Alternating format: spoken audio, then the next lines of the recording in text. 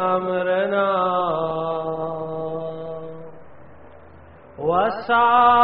وصاحبنا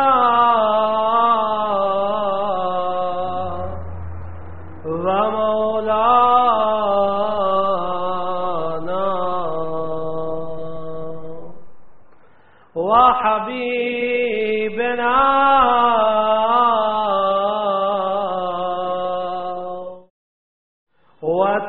وطبيبنا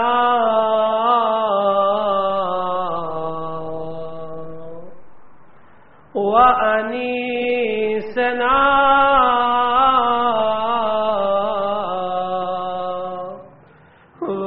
ومونسنا الكهف الحسين وغياث المضطر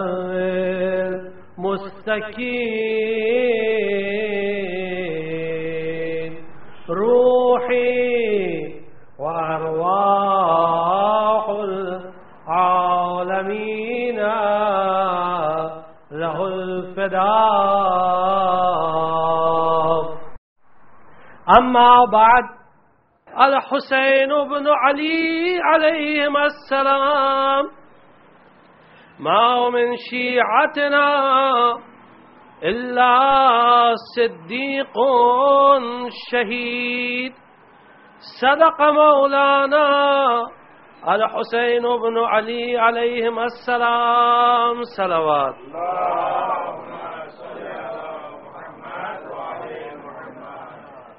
سید الشہداء امام حسین علیہ السلام اس حدیث شریف میں فرماتے ہیں کہ ہمارا کوئی شیعہ نہیں مگر یہ کہ وہ صدیق اور شہید ہے.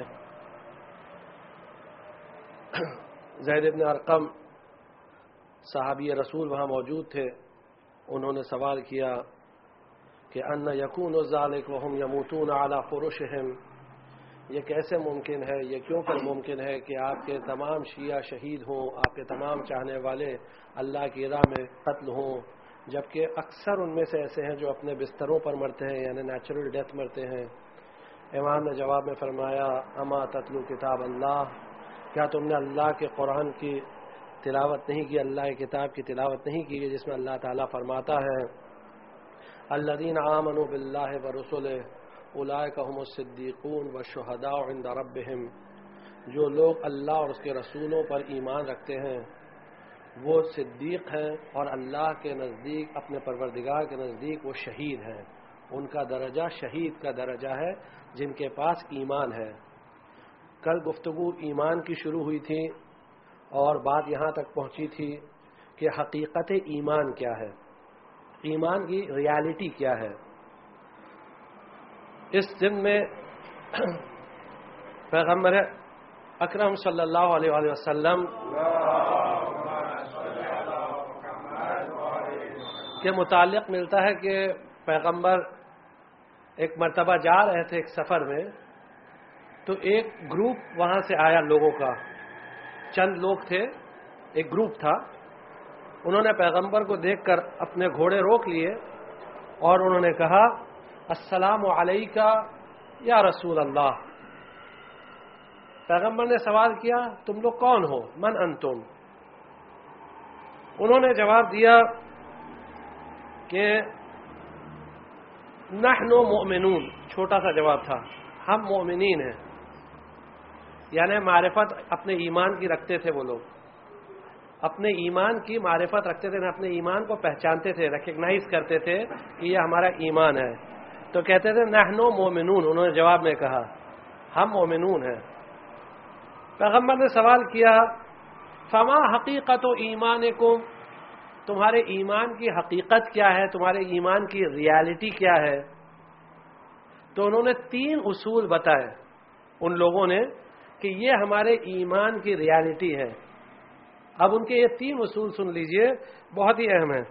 سب سے پہلی چیز انہوں نے کہا الرضا بقضاء اللہ، یعنی اللہ کے ہر تقدیر سے، اللہ کے ہر قضا پر ہم راضی ہیں. جو بھی اللہ ہمارے ساتھ کرے ہم اس پر راضی ہیں. دوسری چیز وَالتَّسْلِيمُ لِأَمْرِ اللَّهِ، اور اللہ کے حکم کے سامنے ہم پوری طرح تسلیم کرتے ہیں، سبمٹ کرتے ہیں. اللہ کے آرڈر کو، اللہ کے کمانڈ کو کوشچن نہیں کرتے.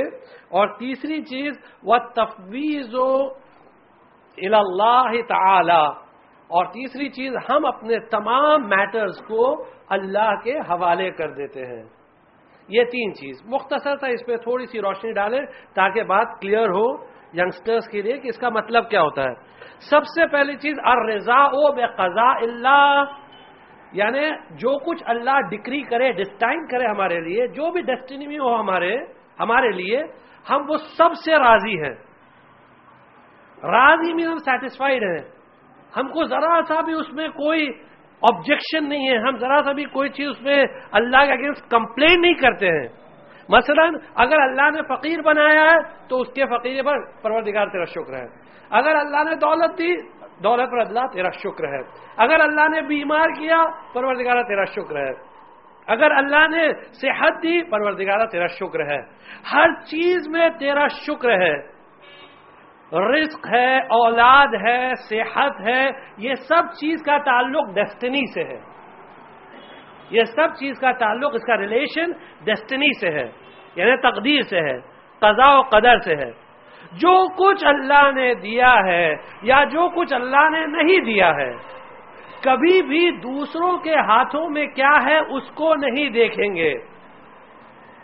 یعنی یہ نہیں دیکھیں گے فلاں کے پاس یہ ہے تو یہ ہمارے پاس ہونا چاہیے، نہیں. جو کچھ اللہ نے ہم کو دیا ہے اس سے راضی ہونا، ایک. دوسری چیز التسلیم لامر اللہ، اللہ کے امر کے سامنے، اللہ کے کمانڈ کے سامنے پوری طرح تسلیم ہو جانا، سبمٹ کرنا. اب یہ الگ چیز ہے. اللہ کا کمانڈ کیا ہے؟ اللہ کا کمانڈ ہے نماز پڑھو، اللہ کا امر ہے روزہ رکھو، اللہ کا امر ہے حج کرو، اللہ کا امر ہے خمس دو، اللہ کا امر ہے زکوٰۃ دو، اللہ کا امر ہے ولایت علی کو قبول کرو، اللہ کا امر ہے عزاداری کرو، اللہ کا امر ہے گریہ کرو، اللہ کا امر ہے ماتم کرو. لفاظی نہیں کر رہے ہیں، خطابت نہیں کر رہے ہیں، سب کے لیے دلیل ہے. اور یہ دلیل ہے ہر ایک چیز کے لیے. یعنی یہ مت سمجھے کہ خالی نماز روزہ حج زکوٰۃ کے لیے دلیل ہے، نہیں. عزاداری کے لیے دلیل ہے، ماتم کے لیے دلیل ہے، گریہ کے لیے دلیل ہے. پیغمبر نے ماتم کیا تھا، اس کے لیے دلیل موجود ہے. پیغمبر نے گریہ کیا تھا، اس کے لیے دلیل موجود ہے. ابھی اس محرم میں آپ لوگ شاید اس بات سے ہو سکتا ہے واقف نہ ہو، لیکن افغانستان کی ایک خبر آئی کابل کی کہ وہاں ایک موومنٹ چلا کابل میں کہ زنجیر کا ماتم نہیں کرنا ہے. زنجیر کا ماتم نہیں کرنا چاہیے، اس کے بجائے آپ لوگ بلڈ ڈونیٹ کریے، بلڈ ڈونیٹ کریے. یہ ایک نئی چیز آئی، زنجیر کا ماتم کریں، بلڈ ڈونیٹ کریے. بھائی آپ کو بلڈ ڈونیٹ کرو، آپ سال بھر کریے. یہ زنجیر کا ماتم امام حسین علیہ السلام کے لیے.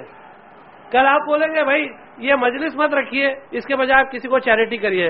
پرسوں بولیں گے آپ یہ ساری چیزیں بند کر دیجئے، پھر حج پہ مت جائیے، پھر مسجد مت بنائیے، امام باڑے مت بنائیے، کچھ مت کریے، سب چیز چھوڑ دیجئے.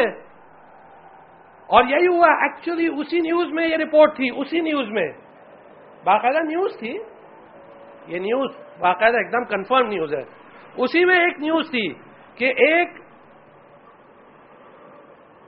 نوجوان لڑکی سے انٹرویو لیا گیا، یعنی وہ پروفیشنلی ناٹ ایگزیکٹلی پروفیشنلی، مثلا اس کا یہ کام تھا کہ ہر محرم میں بچپن سے اس کو یہ تعلیم دی، تربیت دی گئی تھی کہ حسینیہ یعنی امام باڑوں میں، امام بارگاہوں میں تم عزاداروں کی خدمت کرو. یہ تربیت دی گئی تھی. اب کی اتنا پروپیگنڈا ہوا کہ اس نے انٹرویو میں کہا، اس لڑکی نے، کہ اب تک میں امام باڑوں میں خدمت کرتی تھی لیکن اس سال میں نے طے کیا ہے کہ نہیں کروں گی، اب انسانیت کی خدمت کروں گی. یہ نیا سلوگن آ گیا، امام باڑے میں خدمت نہیں کروں گی، انسانیت کی خدمت کروں گی. تو ان سب چیزوں سے ہمیں بہت محتاط رہنا ہے. یہ عزاداری عبادت ہے، یہ ماتم عبادت ہے، یہ رونا عبادت ہے، یہ تمام چیزیں عبادت ہے، یہ پروردگار ہے، یہ محبت کی علامت ہے. اور اس کو قرآن سے ثابت کر سکتے ہیں، اس کو روایات سے ثابت کر سکتے ہیں، ہر ایک چیز کو. دیکھیے فقہا کے مسئلے میں ہم کو نہیں پڑھنا ہے، ہم کو اس میں نہیں بولنا کہ مثلا اگر کسی فقیہ نے کسی مرجع نے یہ حکم دیا کہ میرے نزدیک زنجیر کا ماتم جائز نہیں ہے، اگر ان کے نزدیک نہیں ہے تو کوئی مسئلہ نہیں ہے، وہ ان کا مسئلہ ہے اور ہم اس میں دخالت نہیں کر سکتے، اور ہماری اتنی مجال بھی نہیں، اتنی جرأت بھی نہیں. لیکن جو خود آغا سیستانی سے پوچھا تو انہوں نے کہا کہ میرے نزدیک کوئی قباحت نہیں. اگر ہم لوگ آغا سیستانی کی تقلید کرتے ہیں، ان کے نزدیک اس میں کوئی قباحت نہیں. اب کی اس سال پوچھا آیت اللہ وحید خراسانی سے جو قوم میں مرجع تقلید ہیں، ان سے پوچھا باقاعدہ ایک دم کلیئرلی رائٹنگ میں موجود ہے کہ آیا زنجیر کا ماتم کر سکتے ہیں، قما زنی کر سکتے ہیں؟ انہوں نے کہا میرے نزدیک اس میں کوئی پرابلم نہیں. اگر سیستانی کے نزدیک کوئی پرابلم نہیں، ان کے نزدیک کوئی پرابلم نہیں. اگر ان مراجع کے نزدیک نہیں تو ٹھیک ہے، کوئی مسئلہ نہیں، کر سکتے ہیں. اگر کوئی مرجع کہتا تو اس کے مقلدین کے اوپر ہے، ہم کو اس میں یعنی کوئی ایسے ایشو میں پڑھنا نہیں ہے، کوئی کنٹروورسی میں کہ اگر کوئی کسی کی تقلید کرے اور اگر اس کے مرجع نے کہا تو اس کا مسئلہ ہے. لیکن جہاں تک بنیادی باتیں موجود ہیں تو اس کے لیے سن لیجئے ایک دم کھلا ہوا فیصلہ ہے. گریہ عبادت ہے، ماتم عبادت ہے، رونا عبادت ہے، یہ تمام چیزیں عبادت ہیں. یہ تشبیہ جو علم کی ہے، جو شبیہ ہے علم کی، زری کی، یہ ساری چیزیں عبادت ہے. اور یہ سب قرآن سے دلیلیں ہیں، حدیثوں سے دلیل ہے.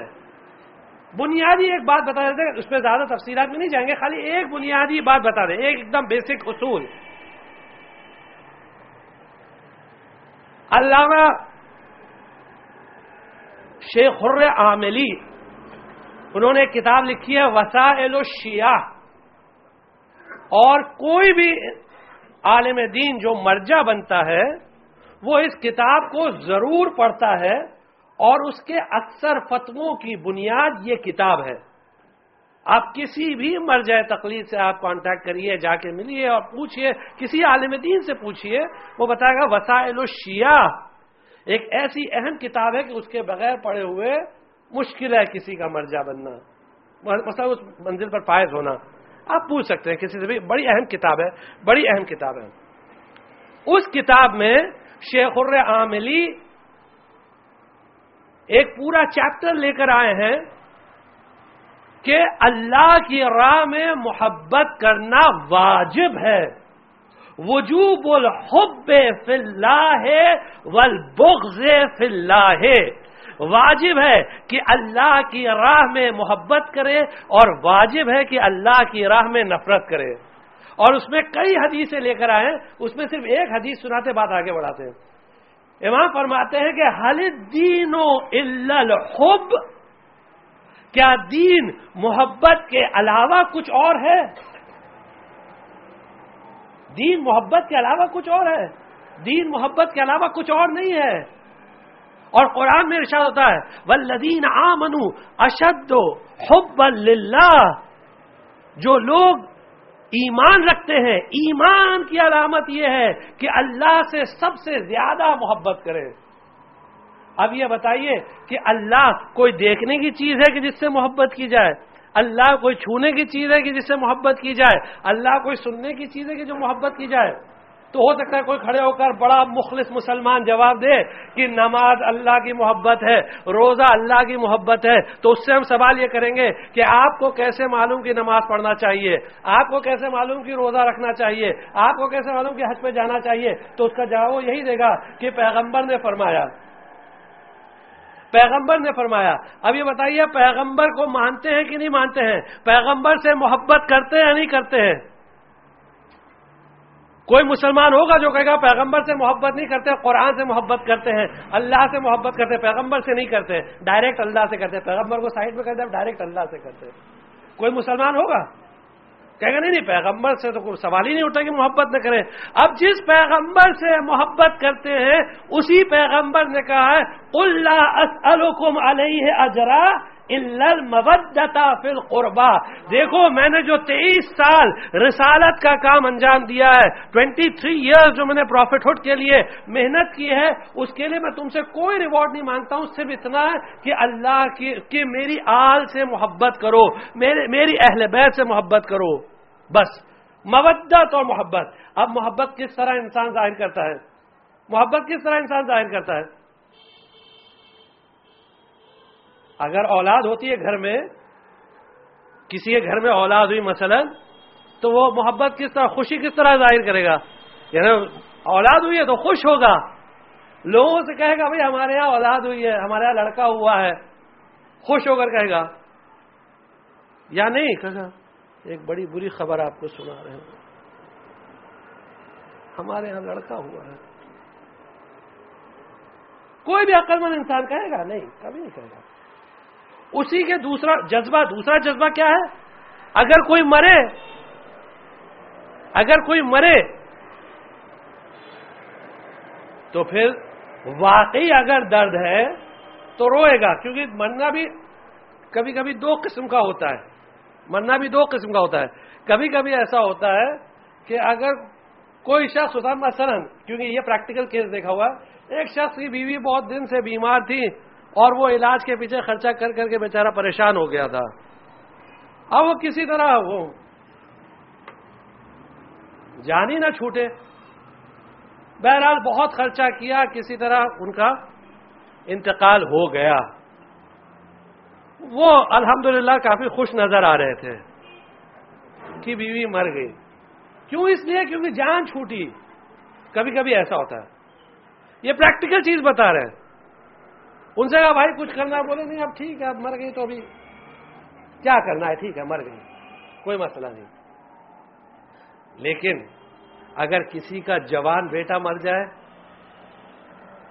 جوان بیٹا 20 سال کا, 22 سال کا, 25 سال کا, خدا نہ خواستہ اگر کسی کا ایسے مر جائے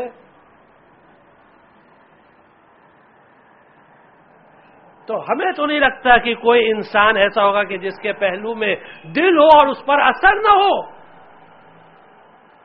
اسلام میں لکھا ہے کہ اگر جس کا بچہ مر جائے کم سنی میں تو اس شخص پر, اگر مومن ہے تو جنت واجب ہے. اللہ اس کے لیے جنت لکھ دیتا ہے اگر کم سنی میں بچہ مر جائے, کیونکہ یہ داغ اتنا بڑا ہوتا ہے. تو ایسے جب داغ ہوتے ہیں, درد ہوتے, تو انسان روتا ہے. کوئی اپنا چھوٹتا ہے تو روتا ہے. ہمارے ایک دوست ہیں, بہت اچھا واقعہ نقل کر رہے تھے, کہہ رہے تھے کہ ہمارے پڑوس میں ایک لیڈی رہتی تھی, مسلمان لیڈی, جو ہمیشہ کہتی تھی محرم میں تم لوگ روتے کیوں ہو, یہ تم لوگ روتے کیوں ہو, تم کو معلوم ہی رونا بدعت ہے, تم کو معلوم ہی رونا بدعت ہے, ہمارے یہاں تو رونا جائز نہیں ہے, رونا غلط چیز ہوتی ہے. تو یہ لوگ کچھ زیادہ جواب نہیں دیتے تھے, تھوڑا بہت بولتے تھے, پھر چپ ہو جاتے تھے کہ اب زیادہ بحث کر کیا فائدہ ہوتا, اپنا اپنا مزاج ہوتا ہے. اب اتفاق سے ان کے شوہر نے دوسری کر لی. اب وہ آ کر جو گریا کرنے لگی انہی کے ساتھ کہ دیکھیے ایسا کیا.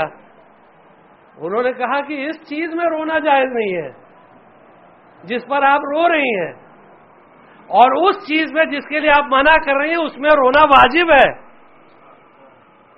وہ عبادت ہے, اور یہ تو جائز بھی نہیں ہے جس کے لیے آپ رو رہی ہیں. تو یہ کیوں؟ کیونکہ یہ محبت کی علامت ہوتی ہے نا. تو رونا تو محبت کی علامت ہے.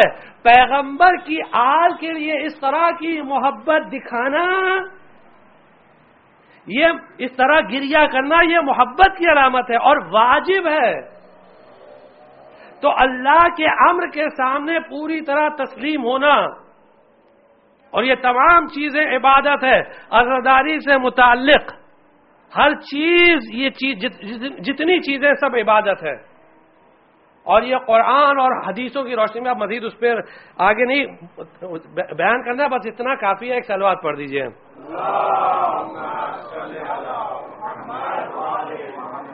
پھر تسلیم ہو لامر اللہ, اللہ کے امر کے سامنے تسلیم ہونا, یعنی جو کچھ اللہ نے حکم دیا ہے، جو بھی اللہ نے فیصلہ کیا ہے، جو بھی اللہ نے کیا ہے، وہ ساری چیزیں ماننا، کسی چیز پہ آبجیکشن نہیں دینا. جو کچھ آل محمد نے فیصلہ کیا ہے اس کو ماننا، اور اس کے لیے ذہنی طور پر آمادہ ہونا. اس لیے یہ بات بیان کر رہے ہیں کہ ہو سکتا ہے کہ امام زمان علیہ السلام کا ظہور ہو جائے. انشاءاللہ ایک صلوات پڑھیے بعض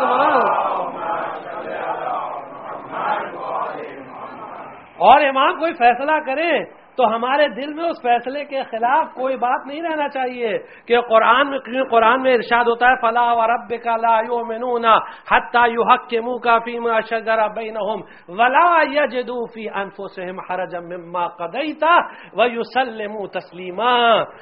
تمہارے پروردگار کی قسم، فلا وربک لا یؤمنون، یہ لوگ اس وقت تک ایمان نہیں لائیں گے، یہ لوگ اس وقت تک مومن نہیں ہوں گے حتی یحکموک فیما شجر بینہم، جب تک کہ اپنے تمام معاملات میں آپ کو حاکم نہ قرار دیں، آپ کو جج نہ بنائیں، ہر میٹر میں آپ کو جج بنائیں. یعنی اے رسول آپ کو اور آل رسول کو، ہر میٹر میں آل رسول جج ہیں، رسول جج ہیں، آل رسول جج ہیں. یحکموک فیما شجر بینہم، اور جب رسول اور آل رسول نے فیصلہ کر لیا ولا یجدوا فی انفسہم حرجا مما قضیت، پھر وہ آپ کے فیصلے پر ذرا سا بھی ڈاؤٹ نہ کریں کیا یہ فیصلہ صحیح ہے یا نہیں صحیح ہے. ذرا سا بھی ڈاؤٹ نہیں کرنا چاہیے. جو بھی آل محمد نے فیصلہ کیا، جو بھی حدیث ہے صحیح ہے، جو بھی انہوں نے کہا اگر حدیث صحیح ہے تو پھر صحیح ہے، ماننا ہے، اس پہ ڈاؤٹ نہیں کرنا چاہیے. کیوں؟ کیونکہ اگر آپ مولا کائنات کی ہسٹری پڑھ لیں تو جب وہ خلیفہ تھے تو کئی لوگ آتے تھے، یعنی ظاہری خلافت میں، خلیفہ تو تھے ہی وہ، لیکن ظاہری خلافت میں، اپیرنٹ خلافت میں لوگ آتے تھے ججمنٹ کے لیے. تو مولا کائنات ظاہر سی بات ہے جب ججمنٹ ہوتا تھا کسی کے فیور میں ہوتا تھا، کسی کے اگینسٹ میں ہوتا تھا. تو بہت سارے لوگ آ کر، خاص کر جو خارجی تھے جن کے دل میں علی علیہ السلام کے خلاف بغض تھا، عناد تھا، تو وہ کہتے تھے علی تم نے فیصلہ صحیح نہیں کیا، تمہارا فیصلہ غلط ہے، تم ہمارے خلاف تعصب سے کام لے رہے ہو. اس طرح کی باتیں کرتے تھے.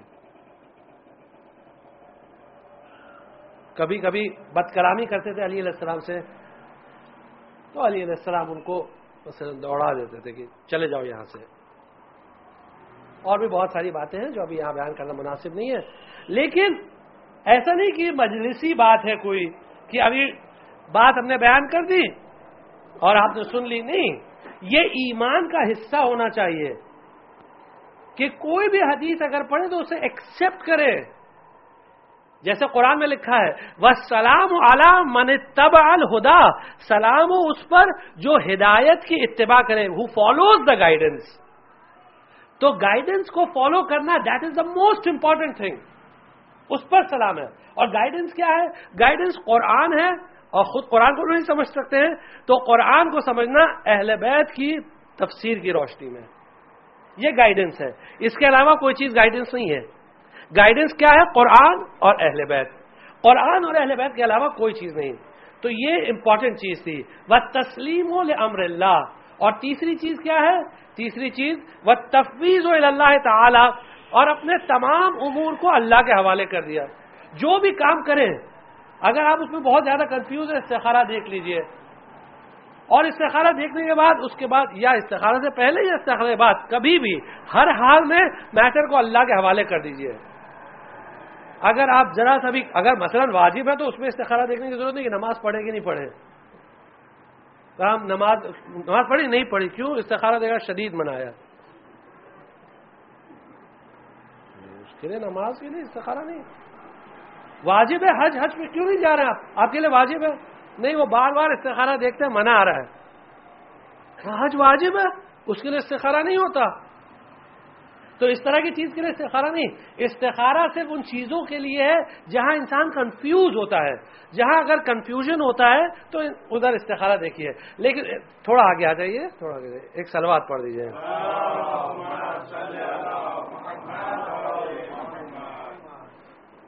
جہاں کنفیوژن ہو، اور یہ بات اس سے پہلے بھی ہم بیان کر چکے اور پھر کریں، کیونکہ سال بھر میں جو تجربات ہوتے ہیں نا تو ایسا لگتا ہے اس کو پھر دہرانا چاہیے، پھر بولنا چاہیے.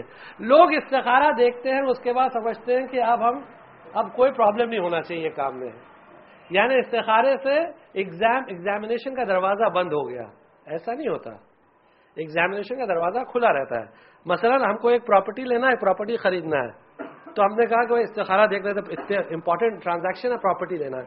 ٹھیک ہے، استخارہ بہت اچھا ہے، ہم نے پراپرٹی لے لیا، پیسے اس میں ڈال دیے، پتہ چلا کہ کچھ گڑبڑ ہو گئی، پراپرٹی لیٹیگیشن میں ہے، اب پورے پیسے ہمارے پھنس گئے، اب جتنا کیپٹل تھا سب بلاک ہو گیا. اب کہا بھائی یہ کیا فائدہ استخارہ دیکھ کے؟ ہاں استخارہ دیکھا، اس کے باوجود ایسا ہوا. نہیں، استخارہ دیکھنے سے امتحان کا دروازہ نہیں بند ہوتا. ہو سکتا ہے کہ استخارے میں اس لیے بہتر آیا ہو کہ اللہ جانتا ہے کہ اس وقت یہ کیپٹل بلاک ہونا تمہارے حق میں بہتر ہے، لیکن تم ابھی نہیں سمجھ رہے ہو. اس وقت تمہارے سمجھ میں بات نہیں آ رہی. ہو سکتا ہے اگر وہ تمہارا کیپٹل بلاک نہ ہوتا، کسی اور طریقے سے ہو سکتا ہے حرام کاری میں چلا جاتا، کسی حرام کام میں چلا جاتا، کسی غلط کام میں چلا جاتا، پتہ نہیں. اس لیے اللہ نے چاہا کہ اس ذریعے سے اس کو بلاک کر دے. ایک امکان بتا رہے، ایک پاسبلٹی. ادروائز اللہ نوز دا بیسٹ. لیکن کبھی بھی پھر اس پر آبجیکشن نہ لیں، یا تو پھر استخارہ نہ دیکھیں. اگر استخارہ دیکھیں جو بھی ہو، ہر حالت میں استخارہ دیکھیں یا نہ دیکھیں، یعنی پورے میٹر کو اللہ کے حوالے کریں. اس کے بعد اگر ہم کو ایسا لگتا ہے کہ یہ برا ہوا، اللہ تیرا شکر ہے، اچھا ہوا، اللہ تیرا شکر ہے، جو اللہ کرے گا اچھا کرے گا. ہم کو نہیں معلوم ہے، جیسے قرآن نے کہا ہے کتب علیکم القتال وہو کرہ لکم، تم پر قتال، یعنی اس وقت پیغمبر کے زمانے میں یہ جنگ واجب کی گئی ہے، لڑنا واجب کیا گیا ہے. حالانکہ تم میں سے اکثر لوگ اس کو پسند نہیں کرتے ہیں، تم ڈر رہے ہو لڑنے سے کہ وہ قریش بہت پاورفل ہیں، وہ ہم کو ختم کر دیں گے، ہمارا کیا ہوگا، ہمارے بیوی بچوں کو کیا ہوگا. کتب علیکم القتال وہو کرہ لکم، تم کو پسند نہیں، تم کو اچھا نہیں لگ رہا ہے، لیکن تم پر واجب ہے، تم کو جانا ہے. وعسى ان تکرہوا شیئا وہو خیر لکم، ہو سکتا ہے تم کسی چیز کو پسند نہ کرو لیکن وہ تمہارے لیے اچھی ہے. وعسى ان تحبوا شیئا وہو شر لکم، اور یہ بھی ہو سکتا ہے کہ تم کسی چیز کو پسند کرو لیکن وہ تمہارے لیے بری ہے. واللہ یعلم وانتم لا تعلمون، دیکھو اللہ جانتا ہے، تم نہیں جانتے ہو. اللہ بہتر جانتا ہے کہ تمہارے لیے کیا ہے. اور پھر حدیث میں امام معصوم فرماتے ہیں اللہ کبھی بھی، اس اصول کو یاد رکھیے گا ہمیشہ، اللہ کبھی بھی اپنے مومن بندے کے لیے کوئی برا فیصلہ نہیں کرتا ہے.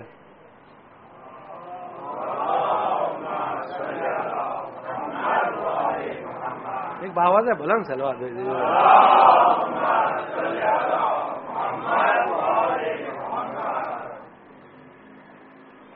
سلوات کی تاکید میں اس دن بتایا تھا نا، پہلے ہی دن یا دوسرے ہی دن، کہ اگر سلوات خدا نہ خواستہ ہماری محفلوں میں نہیں رہی، کبھی کبھی ایسا ہوتا ہے کہ اگر ہم نے کوئی پروگرام مسجد یا امام باڑے کے علاوہ کر دیا، کہیں کسی ہال میں کر دیا یا کسی ہوٹل میں کر دیا، تو اب وہاں جو ہمارے اپنے ہی والے آتے ہیں، لیکن اب شرماتے ہیں سلوات بھیجنے کے لیے. ہال میں یا ہوٹل میں سلوات کیسے بھیجے؟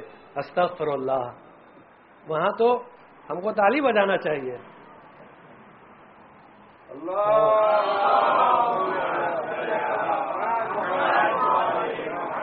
جبکہ تالی بجانا قرآن میں لکھا ہے، اس نے قرآن کی آیت سے ثابت کیا تھا، یہ کفار قریش کا شیوا تھا.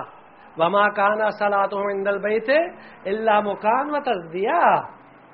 تو کوئی بھی پروگرام کریں، گھر میں، ہال میں، ہوٹل میں، مسجد میں، امام باڑے میں، ہر جگہ صلوات ہونا چاہیے، ہر جگہ نعرہ حیدری ہونا چاہیے، ہر جگہ نعرہ تکبیر ہونا چاہیے، ہر جگہ نعرہ رسالت، کیونکہ یہ سب شعار اسلامی ہے، یہ سب سائنز آف اے مسلم ہے.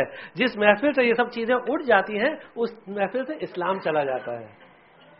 تو ہماری خدا نخواستہ کوئی ایسی محفل نہیں ہونا چاہیے کہ جس میں سے اسلام چلا جائے. ہاں اگر ہم غیروں کی محفل میں جائیں تو وہاں کوئی مسئلہ نہیں ہے, وہاں پھر اگر آپ ایسے ہی بیٹھے رہیں تو کوئی مسئلہ نہیں غیروں کی محفل میں, لیکن اپنوں کیا نہیں. یہاں تو کبھی بھی صلوات سے خالی ہونا ہی نہیں چاہیے. ایک صلوات اور پڑھ دیجیے. جب پیغمبر نے یہ 3 چیزیں سنی ان لوگوں سے تو پیغمبر نے فرمایا, اب جملہ پیغمبر کا سنیے, علماء, یہ لوگ علماء ہیں, اسکالرز. صرف یہ 3 چیز پیغمبر نے کہا, علماء, اسکالرز. اور اس کے بعد کادو ان یکونوا من الحکمت انبیاء, ان قریب ہے. کادو عربی میں کہتے ہیں ان قریب, یعنی سون. اپنے حکمت یعنی اپنے وزڈم کی بنا پر یہ لوگ پروفٹس کے درجے پر ہوں گے, انبیاء کے درجے پر ہوں گے, پروفٹس کے لیول پہ. پروفٹس کا لیول ایسا ویسا نہیں ہے, یہ پروفٹس کے لیول پہ ہوں گے, میسنجرز کے لیول پہ ہوں گے. صرف کس لیے؟ یہ 3 چیز. پہلی چیز اللہ کی جو قضا ہے اس سے راضی ہیں. دوسری چیز اللہ کے امر کے سامنے تسلیم کرتے ہیں, جو بھی اللہ نے کمانڈ کیا سبمٹ کریں گے. اور تیسری چیز جتنے اپنے میٹرز ہیں سب اللہ کے حوالے کر دیتے ہیں. صرف یہ 3 چیز اگر جس میں ہو تو پیغمبر فرماتے ہیں یہ علماء ہیں اور ان قریب ہے کہ یہ پروفٹس کے لیول پہ ہوں گے. پھر اس کے بعد پیغمبر نے جملہ فرمایا. اب جملہ سن لیجئے, بڑا عجیب و غریب جملہ ہے. یہ پیغمبر کا جملہ ہے, ہمارا نہیں ہے. اور ہم بار بار اس چیز کو دہراتے ہیں کہ ہم صرف ایک ٹیپ ریکارڈ کی طرح ہیں, جو پڑھے ہیں جو سنے ہیں اس کو بول دیتے ہیں, اور عمل کے میدان میں یہ ہمارا عمل دیکھ کر مت کہیے گا کہ ارے یہ تو عمل نہیں کرتے ہیں. ایک صلوات پڑھ دیجئے. جو بات ہے بالکل واضح ہے. پیغمبر نے فرمایا فَإِن كُنتُمْ صَادِقِينَ, اگر جو تم بات بول رہے ہو اگر تم سچے ہو, if you are truthful,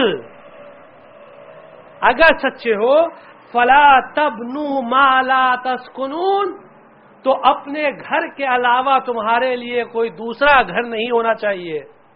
جس گھر میں رہ رہے ہو بس وہی ایک گھر ہونا چاہیے.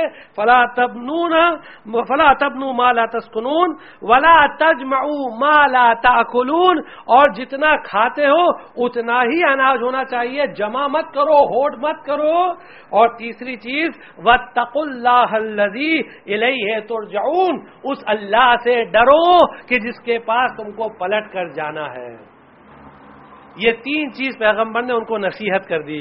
3 باتیں انہوں نے بتائی تھی, 3 بات پیغمبر نے اور بتا دی کہ اگر تم سچے ہو ان باتوں میں تو دیکھو اپنے لیے ایک گھر رکھو, بس اتنا کافی ہے. اس سے زیادہ دنیا میں گھر مت بناؤ. گھر ارے ایک انسان ہے 10 گھر رکھے ہوئے ہیں, بڑے بڑے بس 10 گھر رکھے ہوئے. کیوں؟ پیسہ ہے تو اس لیے اپنی دولت کا اظہار اس طرح کر رہا ہے. نہیں, جتنے میں رہ رہا اتنا. ہم یہ نہیں کہہ رہے حرام ہے, ہاں ہم یہ نہیں کہہ رہے حرام ہے, ہم کوئی فقہی فتویٰ نہیں دے رہے.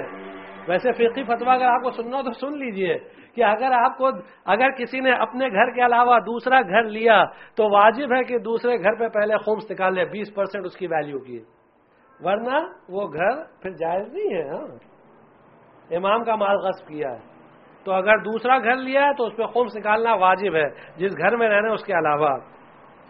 دوسری چیز جتنا کھا رہے ہیں اتنا ہی گھر میں اناج ہونا چاہیے. ہوڈنگ حرام ہے, گھر میں ہوڈ کرنا کھانا حرام ہے, یہ کلیئر ہے, اس میں کوئی دو رائے نہیں ہے. گھر میں جتنا ضرورت ہے اتنا ہونا چاہیے, ہوڈ نہیں کرنا چاہیے, تاکہ ایسا نہ ہو کہ ہمارے ہوڈنگ کی بنا پر مارکیٹ میں ڈیمانڈ ہو, چیز کی قیمتیں بڑھ جائیں. تو اسلام میں وہ جائز نہیں ہے بالکل, ایبسلیوٹلی ناٹ پرمیسیبل. وہ جتنی ضرورت ہے اتنے اعتبار سے ہونا چاہیے. اور تیسری چیز اللہ کا ڈر ہونا چاہیے, اللہ سے ڈرنا چاہیے. یہ 3 چیزیں تھیں جو بیان کی گئی تھی. اور اس کے بعد پھر ایک حدیث اور حقیقت ایمان کے سلسلے میں, اور حقیقت ایمان کی گفتگو یہاں ختم کریں گے. پھر نیکسٹ لیول ایمان کے متعلق کہ ایمان انسان کا کامل کیسے ہوتا ہے, اور اس سے متعلق دوسری باتیں ہیں, یعنی پرفیکٹ کیسے کرنا چاہیے ایمان کو. یہ حدیث جو ہے اس کا تعلق محبت سے ہے. پانچویں امام باقر علیہ الصلوۃ والسلام فرماتے ہیں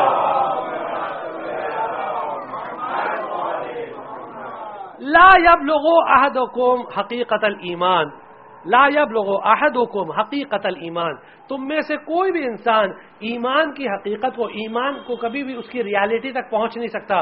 مینس کبھی بھی تم مومن نہیں ہو سکتے. You can never be a believer حتی یکون فیہ ثلاث خصال، حتی یکون فیہ ثلاث خصال، جب تک کہ اس میں 3 کوالٹیز نہ پائی جائے. 3 کوالٹیز نیسیسری ہے. اور وہ کون سی چیزیں سن لیجیے گا، بڑی لطف آمیز حدیث ہے، بڑی یعنی بیوٹیفل حدیث ہے. 5ویں امام کی حدیث ہے. 3 چیزیں ہونا چاہیے. ایک، حتی یکون الموت احب الیہ من الحیات، اس کو موت زیادہ پسند ہونا چاہیے بنسبت زندگی کے، موت زیادہ پسند ہونا چاہیے بنسبت زندگی کے. دوسری چیز، والفقر احب الیہ من الغنا، اور اس کو فقیری پاورٹی زیادہ پسند ہونا چاہیے بنسبت دولت کے. پھر تیسری چیز، والمرض احب الیہ من الصحہ، اور اس کو بیماری زیادہ پسند ہونا چاہیے بنسبت صحت کے. 3 چیز ہو گئی نا، 3 کوالٹیز ہونا چاہیے. تینوں کا تعلق محبت سے ہے. پہلی چیز کیا تھی؟ موت، محبت اس کو زیادہ پسند ہونا چاہیے بنسبت زندگی کے. دوسری چیز کیا ہے کہ اس کو فقیری زیادہ پسند ہونا چاہیے بنسبت دولت کے. اور تیسری چیز کیا ہے؟ اس کو صحت کے بجائے بیماری پسند ہونا چاہیے. اب جب جو اصحاب بیٹھے تھے وہ گھبرا گئے، جیسے یہاں ہم دیکھ رہے چہروں کو، یہ تو گڑبڑ ہو گئی. امام نے جب فرمایا تو اصحاب بھی تھوڑا پریشان ہو گئے کہ یہ کیا ہے. امام نے انہوں نے سوال کیا، من یکون کذالک، ایسا کوئی ہے آپ کا کوئی چاہنے والا؟ کوئی ہے ایسا چاہنے والا؟ امام نے کہا ہاں، تم سب ایسے ہو. انہوں نے کہا ہم کیسے ہیں؟ امام نے سوال کیا، ایما احب الی احدکم یموت فی حبنا او یعیش فی بغضنا، تم میں سے کون ایسا اچھا بتاؤ کہ اگر اس سے کہا جائے کہ آل محمد کی نفرت میں زندگی بسر کرو یا آل محمد کی محبت میں مر جاؤ، اہل بیت کی نفرت میں زندگی بسر کرو یا اہل بیت کی محبت میں مر جاؤ، 2 آپشن تمہارے سامنے رکھا جائے تو کس چیز کو پسند کرو گے؟ تو نے کہا یقیناً ہم کو ایسی زندگی چاہیے ہی نہیں کہ جس میں آپ کی محبت نہ ہو. امام نے فرمایا بس میرا مطلب یہی ہے. اور اسی طرح اگر کوئی تم کو دولت دے کہ علی کو گالی دو تو دو گے نہیں. فقیری چلے گی لیکن دولت دنیا رکھ دو، علی کی محبت دل سے نہیں جائے گی. اسی طرح اگر کوئی کہے ہم تمہارا ہاتھ پاؤں کاٹ دیں ورنہ علی کو برا بھلا بولو تو بولو گے؟ کہا نہیں، کاٹ دے کوئی مسئلہ نہیں. جیسے ہوتا تھا لوگ پہلے زیارت پر جب جاتے تھے تو عراق کے جو ظالم و جابر بادشاہ تھے وہ کیا کرتے تھے؟ ہاتھ پاؤں کاٹ دیتے تھے، بچے کو مار دیتے تھے، لیکن پھر بھی لوگ جاتے تھے.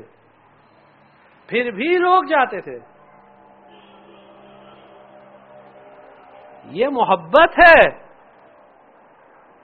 محبت ہے، یہ دلیل ہے تمام قسم کے ماتم کے لیے. اور اس سے زیادہ دلیل چاہیے ہر چیز کے لیے. آج کل بدعات، حرام، یہ وہ، یعنی یہ مت کریے کیوں اتنا پیسہ خرچہ ہو رہا ہے، اس کے لیے کیوں خرچہ ہو رہا ہے، یعنی تمام جو ٹیکس سیونگ ہوتی ہے وہ امام حسین کے بجٹ میں ہوتی ہے. ارے اپنے بجٹ سے کریے. اور ایک چیز ہر سال ایک نئی چیز آتی ہے. اب اس سال کیا ہے کہ 3 دن کی مورننگ ہونا چاہیے، بس 3 دن کی اذان ہونا چاہیے، اس سے زیادہ نہیں، اس سے زیادہ بدعات ہے. نئی چیز آ رہی ہے. اور ایک اور چیز آئی ہے جو کافی سرکولیٹ ہوئی ہے یہ ہم سے کسی نے اس پہ سوال بھی کیا تھا تو اس کا جواب بھی دیا تھا، اور یہاں بتانا ضروری بھی ہے. کسی نے یہ سوال کیا کہ آیا یہ کل یوم عاشورا و کل ارض کربلا، یہ حدیث صحیح ہے کیا؟ تو اس کا جواب یہ ہے کہ ایسی کوئی حدیث ہے ہی نہیں. صحیح اور غلط کی تو دور کی بات ہے، ایسی کوئی حدیث ہے ہی نہیں. یہ ایک سلوگن کوائن کیا گیا تھا.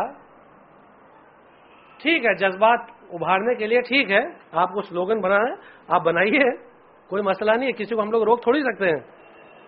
اللہ نے سب کو آزاد پیدا کیا ہے تو آزاد رہنا چاہیے سب کو، لیکن حدیث نہیں ہے، اس کو ایمان کی طرف ایٹریبیوٹ مت کریے. اور کلو یومن عاشورا ہو بھی نہیں سکتا ہے، اور کلو ارضن کربلا ہو بھی نہیں سکتی ہے. مثلا جیسے کہتے ہیں روز عاشورا ہے، نہیں، روز عاشورا نہیں ہو سکتا. ائمہ کی حدیث ہے، چھٹے امام جب گریا کرتے تھے امام حسین علیہ السلام کے لیے تو اس طرح گریا کرتے تھے، لا یوم کیومک یا ابا عبد اللہ، لا یوم کیومک یا ابا عبد اللہ. آپ کے جیسا دن اور کسی کا دن نہیں ہے، اور کوئی دن اس طرح کا دن نہیں ہے. عاشور کا دن ایک تنہا واحد الگ ایک دن ہے. اور بقیہ زیارت عاشورہ میں آپ دیکھ سکتے ہیں کہ اس دن کو کس طرح ڈسکرائب کیا گیا ہے. ہم لوگوں کے لیے بڑی مصیبت کا دن ہے، اس سے بڑی مصیبت کا دن نہیں ہے. اور دشمنان اسلام کے لیے ھذا یوم تبرکت بہ بنو امیہ وابن عاقلۃ الاکباد. بنی امیہ کے لیے خوشی کا دن ہے، ان کے لیے عید ہے، ہمارے لیے غم کا دن ہے. تو کوئی دن تو نہ یہ حدیث ہے، اور حقیقتاً جملہ بھی غلط ہے. اور جہاں تک کربلا کی بات ہے تو کربلا کی بات سن لیجئے، آپ کو سننا ہے کہ کربلا کو اللہ نے 1,24,000 سال پہلے مکے کی زمین سے پہلے پیدا کیا، اور کربلا کی زمین کو تمام زمینوں پر فضیلت عطا کی. اور کوئی بھی زمین کربلا کے برابر فضیلت میں نہیں ہے، کوئی بھی زمین. اس میں گھبرائیے مت، اس میں گھبرائیے مت. جس کتاب کا ہم نے شروع میں پہلے دن ذکر کیا تھا اس میں ایک یہ اعتراض بھی تھا کہ یہ لوگ یعنی اہل بیت کے چاہنے والے یہ کربلا کی زمین کو مکے کی زمین پر فضیلت دیتے ہیں، یعنی کہتے ہیں یہ اٹس اے بیٹر لینڈ دین مکہ. اب بتائیے، اس میں کوئی تعجب کی بات نہیں ہے، انشاءاللہ اس پر کبھی اور گفتگو ہوگی. لیکن یہ سلوگن غلط ہے. تو عزاداری کے متعلق جتنی باتیں ہیں وہ سب بڑی اہمیت کی حامل ہیں اور بڑی امپورٹنٹ ہیں، اور ان میں سے کسی بھی چیز کو کم نہیں کرنا ہے. خالی لاسٹ میں ایک چیز اور بیان کر دیں تاکہ یہ ڈسکشن کمپلیٹ ہو کہ اگر کوئی کہتا ہے کہ یہ علم کو چومنا یا مثلا یہ زری کو چومنا، یہ سب چیزیں یہ کیسے صحیح ہے، یہ کیا ہے، وہ کیا ہے، یہ ایسے ہے وہ ایسے، اس طرح کی باتیں جو لوگ کرتے ہیں، تو اب ان کا جواب سن لیجئے. بالکل سمپل ہے. قرآن کی ایک آیت ہے، سورہ انبیاء کی آیت ہے، یا غالباً سورہ حج کی ہے، ہمیشہ اس میں بہرحال تو آپ چیک کر لیجئے گا. آیت ہے سورہ حج کی، غالباً سورہ حج کی ہے، وَمَن يُعَظِّمْ شَعَائِرَ اللَّهِ فَإِنَّهَا مِن تَقْوَى الْقُلُوبِ. جو اللہ کے شعائر کی یعنی اللہ کی نشانیوں کی تعظیم کرے گا، رسپیکٹ کرے گا، اللہ کے سمبلز کو رسپیکٹ کرے گا، تو یہ دل کے تقوی کی علامت ہے، یہ دل کے پائٹی کی علامت ہے، پائٹی آف دا ہارٹ. اب یہ اللہ کے سمبلز کیا ہیں؟ اللہ کے سمبلز کیا ہیں؟ اب جب قرآن اٹھا کے دیکھا تو قرآن میں لکھا ہے کہ مینا، عرفات، صفا، مروہ، یہ ساری چیزیں جو مکے میں حج پہ جاتے ہیں، یہ سب مزدلفہ کی زمین یہ شاعر اللہ ہے۔ اب یہ بتائیے کہ مزدلفہ میں کوئی چیز ہے؟ کوئی چیز ہے مزدلفہ میں؟ نہیں۔ کوئی مسلمان دنیا کہہ نہیں سکتا مزدلفہ میں کچھ ہے، کچھ نہیں، زمین ہے، اور وہ بھی بنجر زمین ہے، اور دنیا کے 20 لاکھ مسلمان جا کے وہاں کیا کرتے ہیں؟ کنکڑ جمع کرتے ہیں، کنکڑ اٹھا کے پتھر۔ اگر یہاں کوئی روڈ پہ لڑکا کنکڑ جمع کرے اور بولے بیٹا کاہے کے جمع کرو، کہا جا کے اس بلڈنگ پہ ماریں گے، تو کہ بدتمیز، یہ حرکت نہیں کرتے، بری بات کہیں گے کہ نہیں کہیں گے؟ لیکن وہاں جب مسلمان جمع کرتے کہتے ہیں یہ عبادت ہے۔ کہا یہ عبادت ہے۔ کیوں عبادت ہے؟ کیونکہ اللہ نے کہا ہے یہ عبادت ہے، اس لیے یہ عبادت ہو گئی۔ اب یہ زمین بھی مبارک ہوئی، کہا وہاں عرفات میں جا کے سو جاؤ، کہا وہاں مینا میں جا کر رہو، اس لیے عبادت ہو گئی۔ یہاں مکے میں آئے، ایک گھر بنا ہوا ہے، ایک کیوب بنا ہوا ہے جس کو کعبہ کہتے ہیں، ہاں ایک گھر ہے، پتھر کا ہے، وہاں اندر کوئی رہتا ہے؟ لیکن تمام مسلمانوں سے کہا گیا ہے کہ جاؤ اس کا طواف کرو، اور تمام مسلمان کرتے بھی ہیں۔ کیوں؟ اللہ نے کہا ہے۔ اگر یہاں کوئی کرے، بھائی یہ بھی بلڈنگ ہے نا، ہم آپ سے کہیں گے کل آپ لوگ آئیے گا مجلس سے پہلے 7 طواف اس بلڈنگ کا کریے گا، آپ کہیں گے ان کا دماغ خراب ہو چکا ہے، یہ پاگل ہو چکے ہیں۔ لیکن وہاں جا کے سب لوگ کرتے ہیں، اور پیسہ دے دے کے کرتے ہیں، 1.5 لاکھ 2 لاکھ خرچہ کر کے جاتے ہیں اور ایک گھر کا طواف کرتے ہیں۔ کیوں؟ کیونکہ کہتے ہیں مسلمان کہتے ہیں یہ اللہ کا سمبل ہے، اللہ نے اس کو مقدس کیا ہے، اس لیے یہ مقدس ہو گیا ہے۔ تو آپ سمجھے، جو چیز منسوب ہو جاتی ہے، جو چیز ریلیٹڈ ہو جاتی ہے، وہ مقدس ہو جاتی ہے۔ یہ علم امام حسین علیہ السلام سے منسوب ہو گیا، اس لیے مقدس ہو گیا۔ حضرت عباس سے منسوب ہو گیا، اس لیے مقدس ہو گیا۔ یہ ذریعہ امام حسین علیہ السلام سے منسوب ہو گئی، اس لیے مقدس ہو گئی۔ یہ منسوب، یہ نسبت کی بات ہے، کوئی تعجب کی بات نہیں ہے، یہ ایمان کے قوی ہونے کی علامت ہے۔ تو امام نے فرمایا کہ اگر تم واقعی ہمارے چاہنے والے ہو تو ہماری محبت میں تم ہمیشہ رہو گے، چاہے تمہاری صحت تم سے چھین لی جائے، چاہے تمہاری دولت تم سے چھین لی جائے، یا چاہے تمہاری جان تم سے چھین لی جائے۔ یہ ایمان کا تقاضا ہے، یہ ایمان ہے، حقیقت ایمان۔ ورنہ تو زندگی میں اس کے علاوہ کچھ ہے ہی نہیں۔ اگر آپ انسان کی زندگی سے یہ سب چیزیں نکال لیں تو اس کے پاس کچھ ہے ہی نہیں۔ ایک جملہ کہہ رہا آج، اگر آپ عزاداری، تعزیہ داری آپ انسان کی زندگی سے نکال لیجئے، جو جان بوجھ کر نہ کرے، جو نہ جانتا ہو وہ بات الگ ہے، جو جان بوجھ کر کہے، مثلا یہ کہے بدعت ہے، یہ ہے، وہ ہے، اس اعتبار سے کہہ رہے ہیں۔ اگر آپ اس کی زندگی سے نکال لیجئے تو شیعہ مذہب نہیں، اسلام نہیں، انسانیت اس کی زندگی سے چلی جائے گی، انسانیت چلی جائے گی۔ اگر کوئی اس بنا پر کہے کہ نہیں یہ بدعت ہے، یہ جائز نہیں ہے، اور ہم کو تو صرف اللہ کی عبادت کرنا ہے، صرف توحید بھی ہم مانتے، بس توحید، اونلی توحید، اونلی توحید۔ آپ جانتے ہیں سب سے پہلا سلوگن یہ کس کا تھا؟ اونلی توحید، صرف اللہ، صرف اللہ۔ کس کا سلوگن تھا؟ شیطان کا تھا، صرف شیطان کا تھا۔ شیطان نے یہی کہا کہ بس مجھے کہے کہ صرف تیری عبادت کروں، بس آدم کا سجدہ کرنے مت بول۔ یعنی شیطان توحید اللہ سے زیادہ سمجھتا تھا۔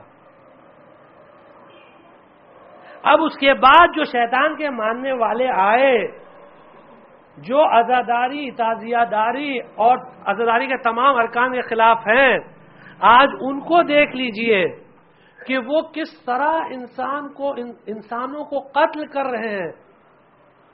پورے دنیا میں سوسائڈ بامبنگ کر رہے ہیں، بی ہیڈنگ کر رہے ہیں، یہ ساری چیزیں کر رہے ہیں، ان کے دل میں ذرہ برابر بھی رحم نہیں ہے. کیوں نہیں ہے؟ کیونکہ ان کے دل سے انسانیت چلی گئی ہے. انسانیت چلی گئی. وہ کسی کو بھی مار دیتے ہیں، کسی کو بھی قتل کرتے ہیں. کہیں بھی جا کے جلوس میں گئے، بم اپنا سوسائڈ بامبنگ کر دیا، 25-50 مارے گئے، خوش ہو گئے. ہمارے شہر میں چلے آئے بمبئی میں، بے گناہوں کو مار دیا، سمجھے بڑا کام کر دیا. انسانیت چلی گئی، انسانیت. کیوں؟ کیونکہ ان میں یہ جذبہ محبت، جذبہ عزا چلا گیا ہے. اور ایمان کی اصل بنیاد اور اصل رکن یہ عزاداری ہے. اور یہی چیز پیغمبر نے فرمائی تھی. جب پیغمبر نے کہا تھا، امام حسین علیہ السلام کی شہادت سے پہلے پیغمبر نے فرمایا تھا، اِنَّا لَقَتْلَ الْحُسَيْنِ حَرَارَةٌ فِي قُلُوبِ الْمُؤْمِنِينَ لَن تَبْرُدَ أَبَدًا. حسین کی شہادت مومنوں کے دلوں میں ایک ایسی حرارت، ایک ایسی گرمی پیدا کرے گی جو آگ کبھی نہیں بجھنے والی تا روز قیامت. صلوات بھیجیے بابا سے بولے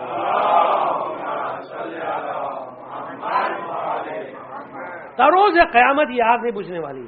اور یہ آگ، یہ گرمی، یہ حرارت، یہ ہیٹ، یہ لو اور افیکشن، ایڈمریشن اور اڈوریشن کی جو ہیٹ ہے، اس کو زندہ رکھیے اور اس کو پاس آن کریے. جیسا کل آپ کی خدمت میں عرض کیا تھا کہ بچوں کو اس پر تربیت کریے. ہمارے اماموں نے یہی فرمایا ہے کہ اپنے اولاد کی تربیت کرو ہماری محبت پر. اولاد کی تربیت کرو. کل آپ کے سامنے سعید ابن جبیر کا واقعہ نقل کیا تھا کہ بچپن سے ماں باپ نے ایسی تربیت کی تھی کہ چھوٹے تھے لیکن ایک دعا کرتے تھے اور اللہ قبول کرتا تھا. اتنا اثر تھا زبان میں. ایسی ٹریننگ تھی گھر میں بچوں کی.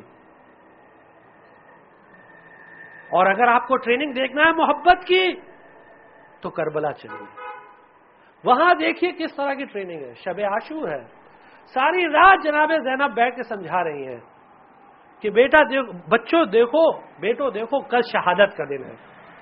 دیکھو ایسا نہ ہو کہ تم زندہ رہو اور تمہارے ماموں جان شہید ہو جائے.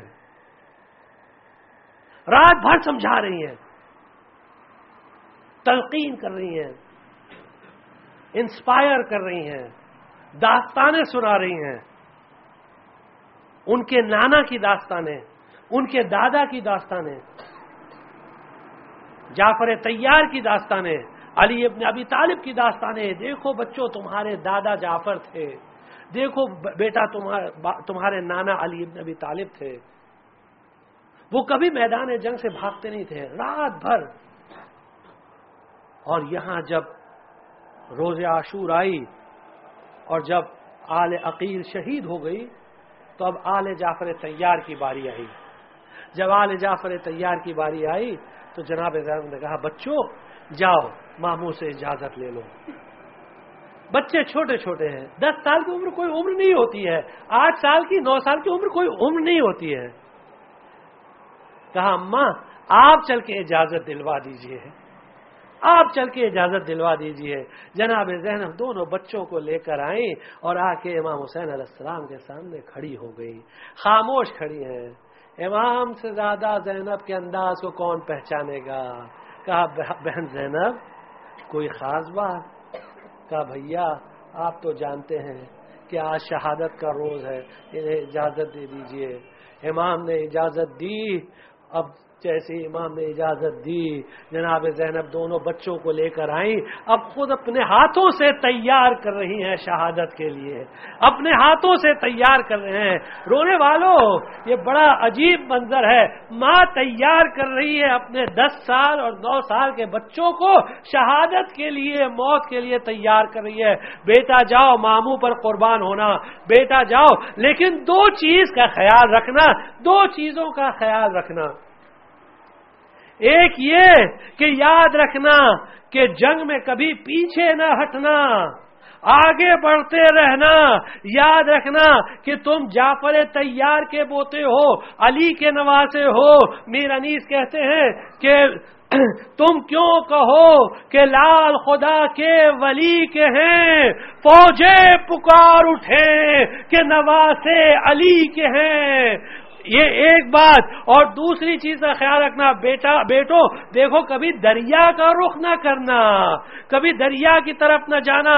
میں جانتی ہوں کہ تم 3 دن سے پیاسے ہو, میں جانتی ہوں کہ شدت پیاس میں تمہاری زبانیں اور تمہارے گلے سوکھ گئے ہیں, لیکن بیٹا علی اصغر کی پیاس کو یاد رکھو, خیموں میں بچوں کی پیاس کو یاد رکھو, سکینہ کی پیاس کو یاد رکھو. بیٹا کبھی دریا کی طرف رخ نہ کرنا. ماں نے تلقین کی, ماں نے نصیحت کی, بیٹوں کو رخصت کیا. دونوں بیٹے نکلے. اب جو نکلے تو ایک نے میمنہ سنبھالا, ایک نے میسرہ سنبھالا, اور ایسی جنگ کی کہ اشقیاء کی جو فوجیں تھی وہ کوفے کی دیواروں سے ٹکرائی. ایک مرتبہ پسر سعد نے آواز لگائی, ارے یہ بنی ہاشم ہیں, ان کو اس طرح نہیں مارا جاتا, ان کو گھیر کر مارو, ان کو گھیر کر مارو. پر اشقیاء نے ایک مرتبہ دونوں بچوں کو گھیر لیا اور مل کر وار کیا. دونوں بچے گھوڑے سے گرے, آواز دی, مامو جان مدد کے لیے آئیے. حسین بڑھے, کہا بھیا عباس چلو. اپنے قوت بازو کو ساتھ لیا, آئے. جب تک کہ دونوں بچے جام شہادت پی چکے تھے, دونوں بچوں کے لاشوں کو, ایک کو حسین نے لیا, دوسرے کو عباس نے لیا, لا کر خیمے میں لٹا دیا. لاشوں کو خیمے میں لا کر لٹا دیا گیا.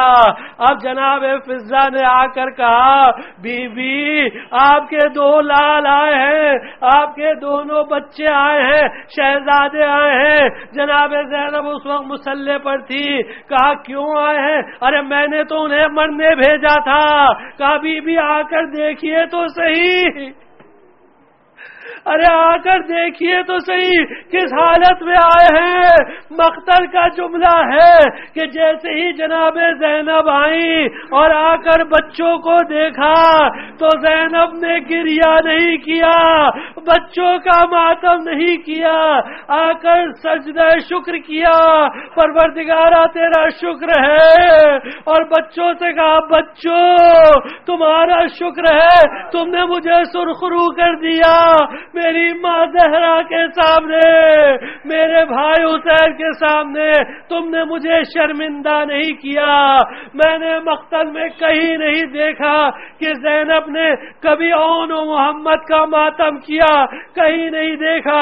جہاں بھی پڑھا زینب نے حسین کا ماتم کیا, زینب نے علی اکبر کا ماتم کیا, زینب نے قاسم کا ماتم کیا, زینب نے عباس کا ماتم کیا, زینب نے دیگر شہداء کا ماتم کیا, لیکن زینب نے اون و محمد کا ماتم نہیں کیا, کہیں ماتم نہیں کیا. ہاں یہ ہے کہ جب رخصت ہو کر, قید سے رخصت ہو کر زینب مدینے پہنچی اور گریہ وزاری کے تمام مراسم پورے ہونے کے بعد جب زینب اپنے گھر میں گئی تو ایک مرتبہ جیسے ہی اون و محمد کے بستر پر نظر پڑی, ارے ماں کا دل بھر آیا. زینب نے منہ کو پیٹا, زمین پر بیٹھ گئی, گریہ کرنے لگی, وانا وا محمدا, وانا وا محمدا. سيعلم الذين ظلموا أي منقلب ينقلبون, إنا لله وإنا إليه راجعون. رضم قضائه تسلیما لامره لا معبود سواه. پروردگار امام زمان علیہ السلام کے ظہور میں تعجیل فرما, پروردگار امام زمان علیہ السلام کے ظہور میں تعجیل فرما. پروردگار ہمارا شمار عزاداران حسین میں کر. پروردگار ہماری اس چھوٹی سی عزاداری کو قبول فرما. پروردگار جو لوگ پریشان حال ہیں ان کے پریشانیوں کو دور فرما, جو لوگ مقروض ہیں ان کے قرضوں کو ادا فرما, جو لوگ مریض ہیں ان کو شفا کامل و عاجل عطا فرما، جو بچے امتحانات میں بیٹھ رہے ہیں ان کو کامیاب و کامرا کر، پروردگار ہم کو دنیا میں زیارت حسین اور آخرت میں شفاعت حسین سے مشرف فرما۔